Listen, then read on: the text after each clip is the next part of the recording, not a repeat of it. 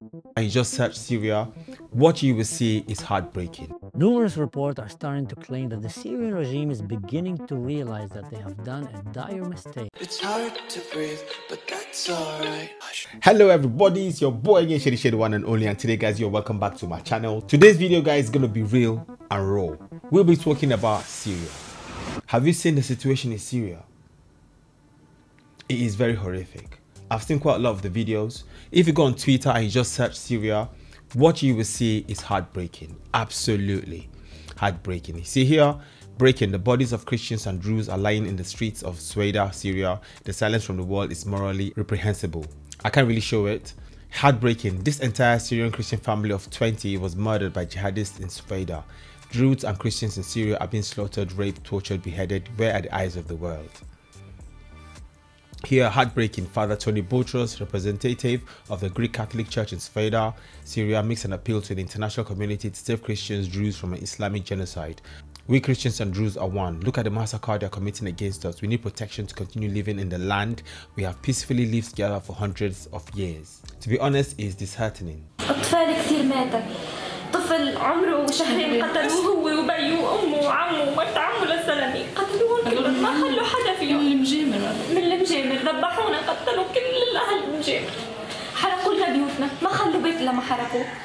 هاي البناية ابن عمي كان ساكن فيها والدكتور عدنان مهنا والعقيد عدنان مهنا وكم واحد كانوا هون 4 مسلحين اجوا لهون ما قدرنا نهاجمهم لانه معهم قذائف هيك انذبح بالحاره هون ولد وانزت بجوله وابن عمي معه كان 5 نسوان و6 اولاد اكبر واحد فيهم عمره 12 سنه نزلوا فيهم بقذائف الهاوي والقص وذبح وبدنا نذبحكم وبدنا نحللكم وفاتوا يخبطوا على الشبابيك وهيك. المرة اللي لقوها قاعدي عمية مرة عمية قتلوها قوسوها ذبحوها يا خي عم يبشروا بالعالم عم يبشروا بالجثث زلمة شيخ كبير أخذوه وبلشوا يجرجوه ويقولوا نبح وعوي هذول دولة التعواي والتنواي الله لا يوفقهم دواعش قتلة دولة إرهاب. لا بيت ولا شيء ولا شيء انه نحن قاعدين بلا جار سرقوا لي ما خلوا لي شيء مو انتم اللي سرقوا لي كيف ما خلوا لي لا فريش ولا طراحه ولا شيء وجوا علينا بدهم يذبحونا اشترينا وجينا صرنا 3 ايام هون قاعدين لا اكل ولا شحار.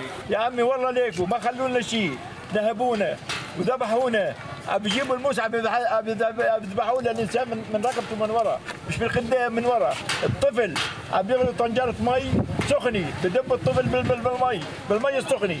نترجى منكم يا المتحده يا اهل الخير ساعدونا على الظلام ساعدونا على الكفره. This is horrific. All the things they're describing, horrific. And these videos are real and they are raw. Have you searched on Twitter? Have you had a look? Just search Druze or search Syria, you'll see. It is absolutely devastating, horrific. It reminds me of, my devastating situation when I was in northern Nigeria. It was scary. That's just to say the least, all right? And that's to put it in pretty nice terms. It was scary. Absolutely horrific. Just the smell in the air of things burning, you hear people shouting, all right, and then you be hearing the sounds of absolutely horrific, I'm telling you. Christians in Syria chant, Christ is risen, we do not fear your death threats.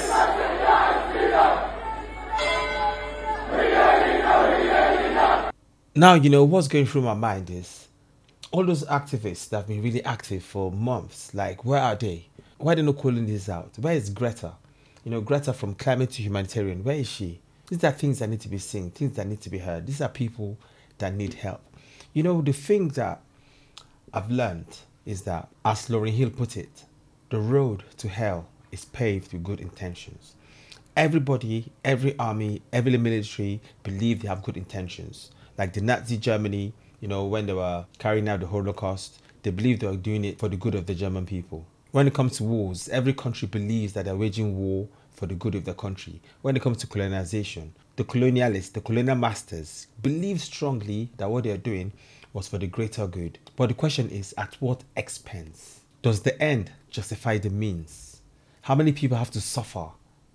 How many people have to go through a horrific ordeal just for your goals, you know? Where does this stop? Where do we draw a line in the sand? Numerous reports are starting to claim that the Syrian regime is beginning to realize that they have done a dire mistake by sending their military and their jihadist factions to go down and slaughter the Druze community in an attempt to ethnically cleanse the entire Druze community or bring them under the extremist Salafi Sharia law. It seems that Jolani have misunderstood the Israeli and the American willingness to come to the negotiation table and possibly normalize the relationship with Israel, with America, with the West by joining the Abraham Accords, seeing this as a green light to go and slaughter minorities. Now they're realizing that that was a terrible mistake and it backfired in their face, exposing their true identities. Syria have become an extremist Salafi Muslim nation. For those of you who don't know what is Salafi mean and Salafi Sharia law, the Salafis are a radical factions in Islam that takes the Quran teachings to the extreme. So when we say a Salafi Sharia that is going to the extreme in the limits of Islam, in the limits of the teaching of Quran, whatever they can pull to the extreme without crossing these boundaries, they will do. There is Muslim countries that have Sharia law, but way more moderate Sharia law, and there's a lot of room for interpretation in the teaching of Islam of how do you want to treat minorities, women, children, underage marriage, the status of other religions under that Sharia law, and the Salafis are the extreme of that religion. Now this I've never heard of this before. Never ever heard of them. So, I mean, obviously, I'm not Muslim and I don't really look into Islam, so I wouldn't know. But hearing this, it already sounds scary. Syrian government have been demanding from the Druze to lay down their weapon. Meanwhile, they're not demanding from the jihadists, including foreign fighters that came from Chechnya and all over the globe, to lay down their weapon. And even further, arming these jihadists, supporting these jihadists, including foreign fighters, jihadists from all over the globe that came, giving active ISIS and Al-Qaeda terrorists weapons, military support, fighting alongside with them, but they want to take the weapons from the Druze, the Christians, and any minority that might need to defend itself from these jihadists. So you can understand why the Druze did not want to agree to these rules. History in Syria have shown that Christian churches are being bombed, Alawites are being slaughtered in the streets, beheading men, raping women, stealing little girls as slaves. It's happening all in Syria right now. So minorities in Syria don't really feel safe with the government of Jolani, given the track record that Jolani is a former ISIS and Al-Qaeda terrorist. Now Jolani came with a very bizarre announcement. He's a very charismatic guy and he make it sound very calming, very appeasing, saying that Syria is a nation for all of its citizens, that their intention is to protect these minorities, but the facts on the ground are speaking otherwise. This is really heartbreaking. Really heartbreaking. You don't have to be a Druze, you don't have to be, you know, a Syrian to actually feel this. You know, I said the road to hell is paved with good intention. Everybody believes they have good intentions. But now the thing is, who has to pay for that good intention? How many lives? How many lives have to be lost? What is the end? And whatever end it is, yeah, does it justify the means? Like causing so much suffering, so much pain to people. I've been on the side of pain, all right? I've been on that side where we had nothing to do. There was nothing we could do than to run, find help. You know, I was a child. So talking about pain, talking about helplessness, being in a horrific situation where there's nothing, zero you can do. All you can do is pray and hope. Syrian regime tanks, artillery, military drones, alongside with the Bedouin jihadists, have went into Druze villages, slaughtering, killing, butchering anything in their way, burning, looting. Things that we've seen on October 7th, things that we've been seeing in Afghanistan and Iraq are happening right now in Syria. The Syrian regime had a chance to take itself to a better place, and instead they chose to create an extremist Muslim ummah over Syria. Now, up until now, they managed to fool the West and to give them the impression that they want to create a better Syria, they want to make a more peaceful country, create relationship with the West. But it seems like all of this was a lie in order to give them the green light to go and slaughter minorities. How do I know that? Because we just saw that.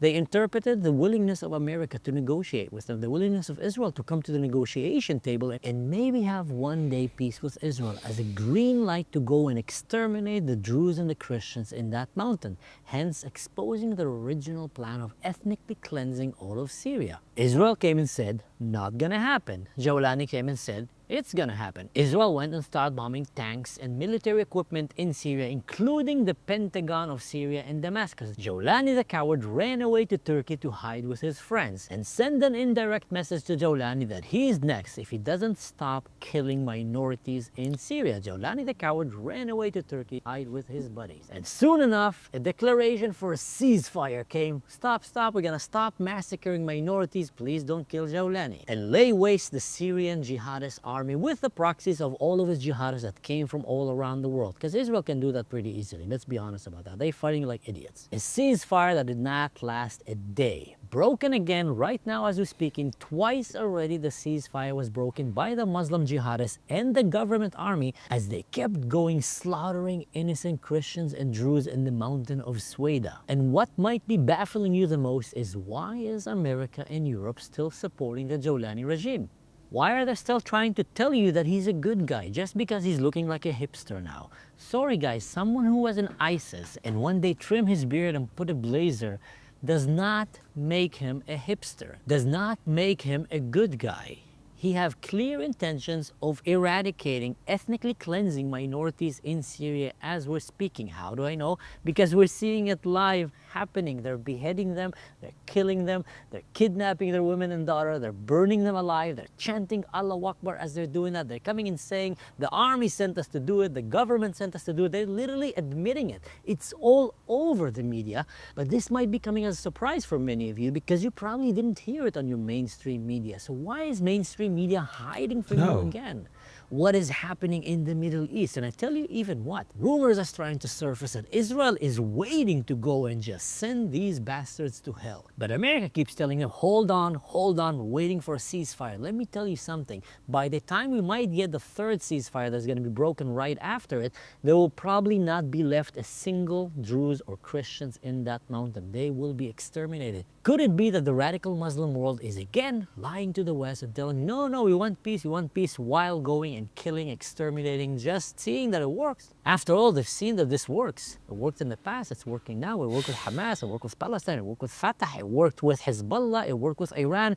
They keep lying to the West, but for some bizarre reason, your leaders keep falling for that. I don't know why. Either they have very bad counsel, or I'll let you make your assumptions by yourself. But one thing is for sure, there is an ongoing real genocide, not the made-up pro-Palestine watermelons genocide, that is happening right now on peaceful minorities in the Middle East by radical Muslims to non-Muslims, Christians, Druze, and other minorities. And the only one that is trying to stop it is Israel. And the only one that is getting heat for trying to save minorities, innocent people, from being slaughtered in the most horrific way is Israel. I'm getting reports from people live in Syria sending me horrific messages, families crying, asking me to look for their loved ones that have been killed, missing, asking me to tell the world that they just saw their children burned alive, having their heart plucked out of their chest. A father walked into a house to find his little kid dead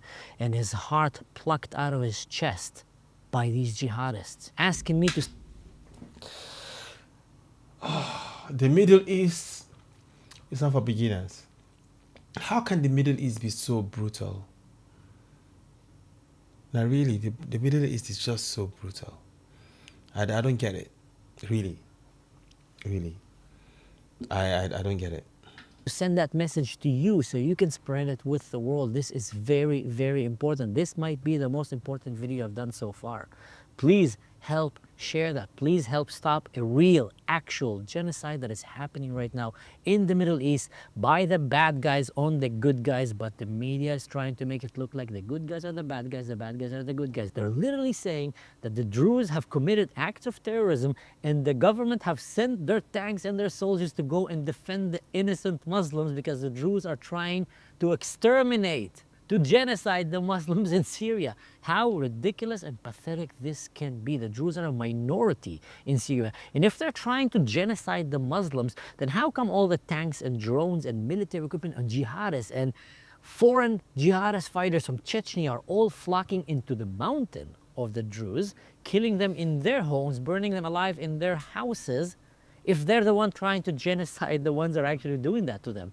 That is Western media's logic, because they don't take you seriously anymore. They think that you are a bunch of fools and they can tell you whatever they want and you're gonna believe it. The brother-in-law of Jawlani, and I'm gonna finish with this one, have came and gave a fatwa. For those who don't know what's a fatwa is a religious permission, basically, for all the Muslim jihadist fighters that they're allowed to take Druze women and daughters as sex slaves once they finish killing their fathers, their husbands, and their brothers. That is Syria right now for you in a nutshell. And let me tell you another secret.